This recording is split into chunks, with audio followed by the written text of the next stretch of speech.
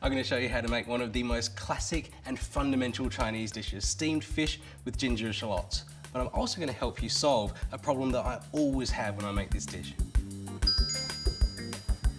Every time I make this dish and I go to the fishmongers, I have to try and find a fish that's going to fit inside my steamer. But when you've got a steam oven, that's not a big problem. This snapper here is way too big for my regular steamer, but in a steam oven, totally fine. A good rule of thumb is any plate that you can put in the dishwasher, you can put into the steam oven on steam.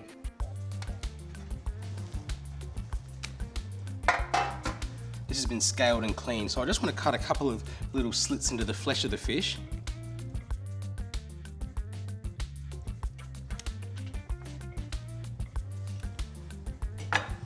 Just give it a bit of a season with salt, inside and out.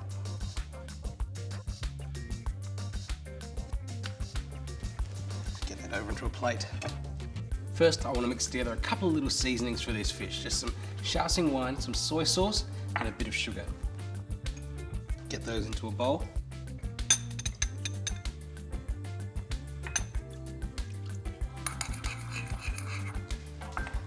Put that to one side for a minute.